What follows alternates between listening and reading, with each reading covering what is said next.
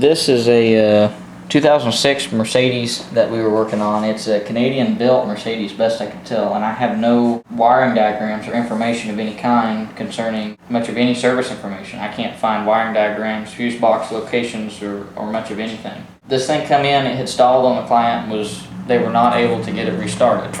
Went out in the parking lot, confirmed that it's not starting, and a couple directional tests proved that it wasn't getting fuel. I could spray cleaner in it and could get it started, and that's actually how I got it in the shop, running it on alternative fuel. So first things first, you get the fuel pressure gauge out and make sure you've got a supply, which found I had 0 pounds. So second test, I need to go to the fuel pump and make sure it's got power and ground so I can go ahead and condemn the pump. But to my surprise, it actually had power that was not present at the plug until I found it had a bad connection. But since I had no service information to determine where the fuse box is even located, I was almost blind.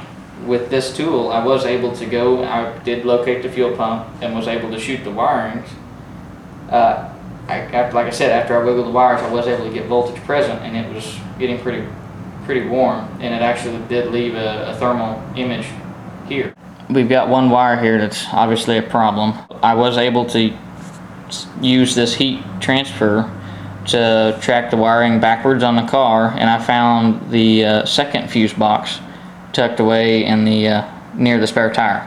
Service manual would have been great, but it wasn't an option. Yeah, there is actually 4 wires in this capture, but as you can see, there is one of them here that is significantly warmer. That wire obviously is going to be the fuel pump power. I was able to backtrack at this point and see that the source power at this was located at the rear of the vehicle. I was able to backtrack backwards to the rear and where I found the rear fuse box. The initial inspection here at the fuse box, we could already see that it's got one spot that's a lot warmer than the rest of it, and I have a close-up picture. Well, that to me automatic is a problem. A relay is supposed to have a little bit of a heat transfer process, but a fuse is never supposed to be hot. No, it's just the relay and the fuse? That's a relay and the fuse all together. Luckily enough, it was all in one section of this fuse box. On the bottom side, well, with a fuse that's warmer tells me that either it's too much load, but normally a fuse would blow at that point. But what I did, the second thing, you've got high resistance. On the bottom side of this fuse box, I found a connection that was just about burned in two. That's the bottom side of the fuse box. You can see that wire going in, and then the heat source is all around it. I was able to find that fairly quickly. I was able to go ahead and repair that, and then go ahead and do lap scope waveform of the fuel pump, and it was pulling around 12 to 14 amps, which is a little high. Most of the time they're 6 to 8. Without this tool, finding where all the wiring was traced throughout the vehicle would have been very difficult.